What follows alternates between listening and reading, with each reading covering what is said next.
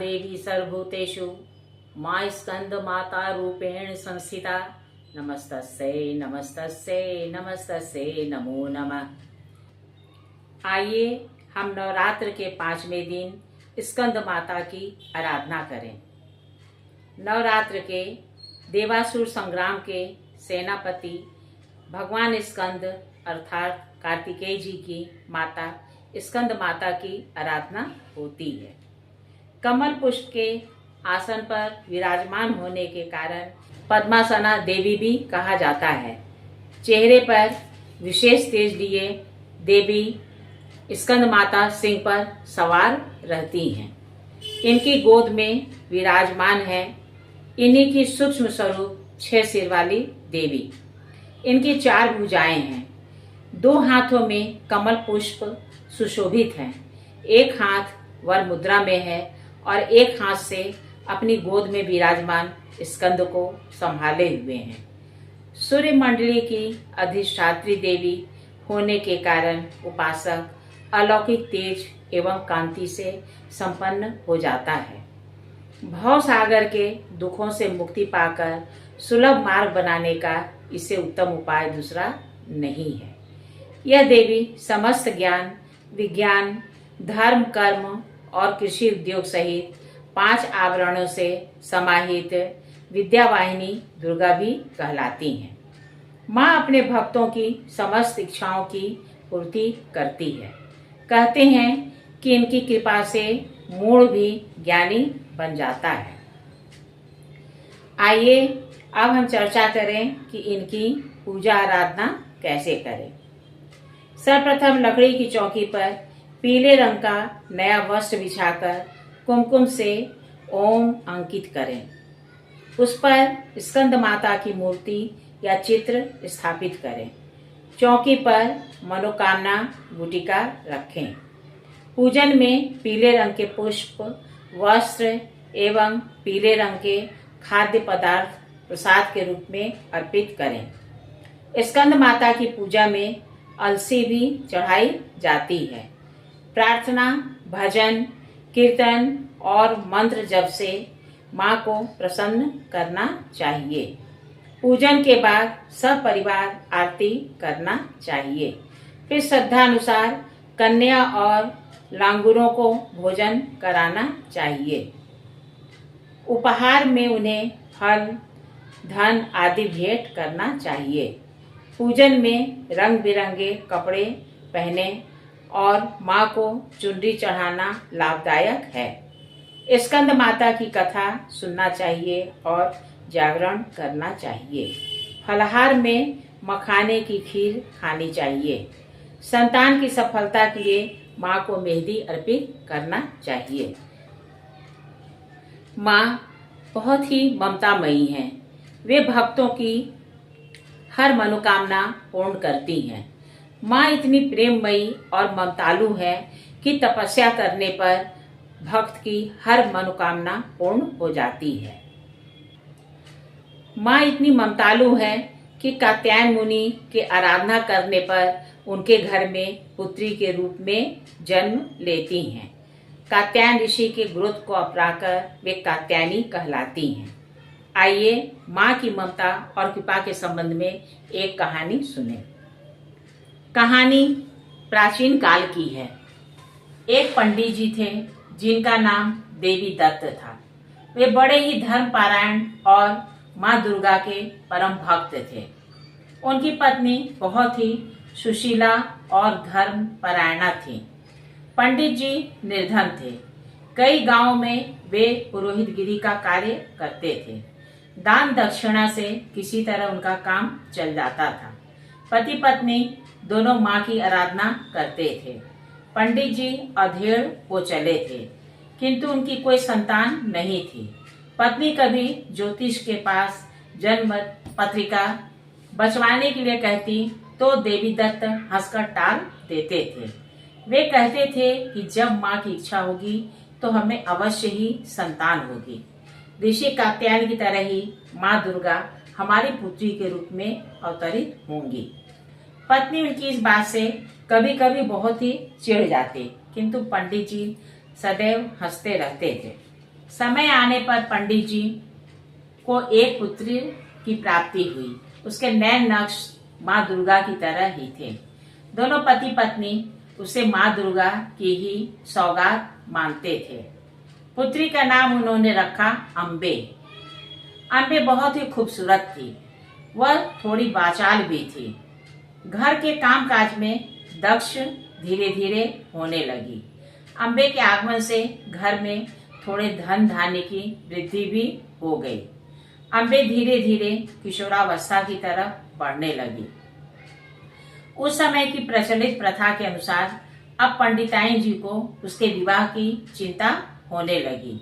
वह पंडित जी से कहती तो पंडित जी हंसकर कहते, जब माँ चाहेगी तो उसका विवाह भी हो जाएगा।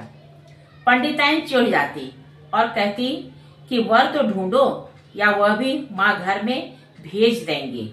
पंडित जी हंसकर रह जाते।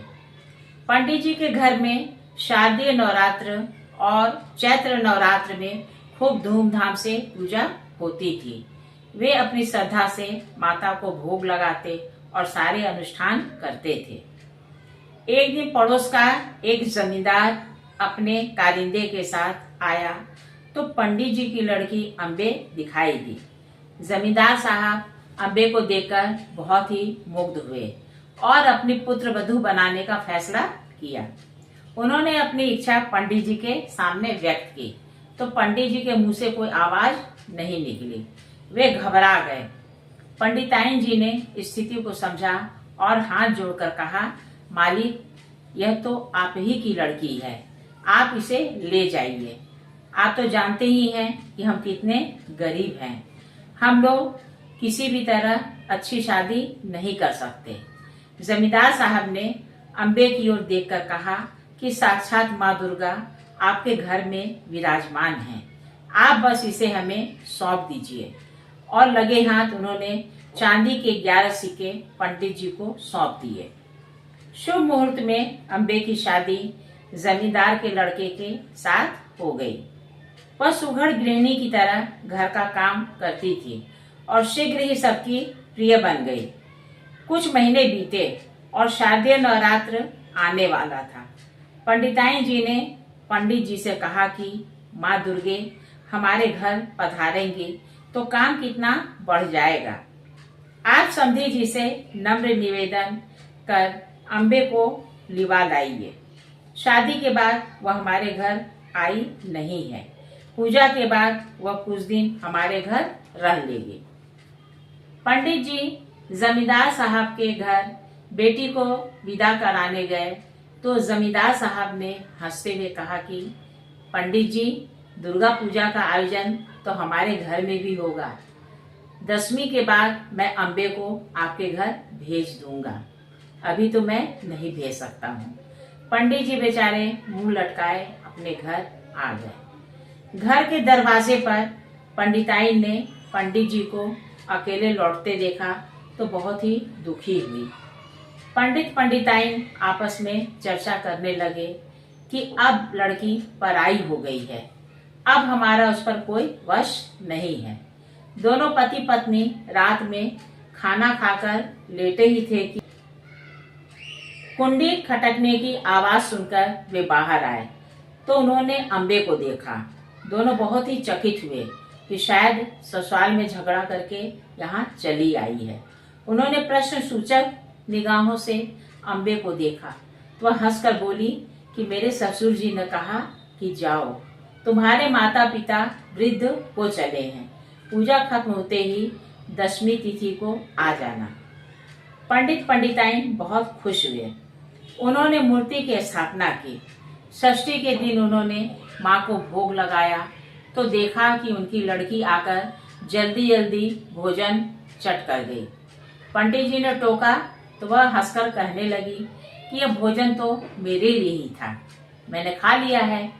पंडित जी ने फिर से भोजन बनाया और माता को भोग लगाया। फिर तो यह नित्य का क्रम हो गया। भोजन बनते ही अम्बे उसे चट कर जाती, दोबारा भोग बनाकर लगाया जाता। पति पत्नी सोचते कि शायद ससुराल में से गरीब घर की लड़की जानकर भरपेट भोजन नहीं देते होंगे। इसलिए यह रोज ऐसा करती है। धीरे धीरे 10वीं तिथि आ गई। अब माँ का विसर्जन होना था। देखा अम्बे अपना सूटकेस लेकर ससुराल जाने के लिए तैयार है। माता पिता ने कहा, बेटी आज 10वीं है, आज के दिन बेटियां विदा नहीं होती। बहुत समझाने पर भी जब वह नहीं मानी तो पंडिताइन ने उसे आंचल में बताशा दिया और पंडित जी उसे छोड़ने चले। जब वह गांव की सीमा पर पहुंची तो उसने कहा कि बाबा अब आप घर जाइए, मैं चली जाऊंगी। पंडित जी लौट आए। वह घर के अंदर जैसे ही आए देखा कि कारिंदे के साथ अम्बे ने घर में प्रवेश किया। वह हैरानी से बोल उठे कि अरे तुम कैसे लौट आई।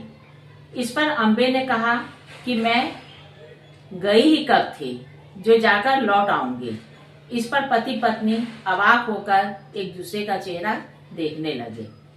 अम्बे बता रही थी कि जब 10वीं को मूर्ति विसर्जन हो गया तो मेरे ससुर जी ने कहा कि जाओ कुछ दिन अपने मायके जाकर रह लो।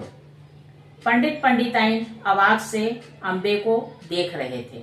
वे समझ गए कि अम्बे के रूप में पूजा के दौरान माँ दुर्गा घर में विराजमान होकर हमारे भोग को स्वीकार कर रही थी।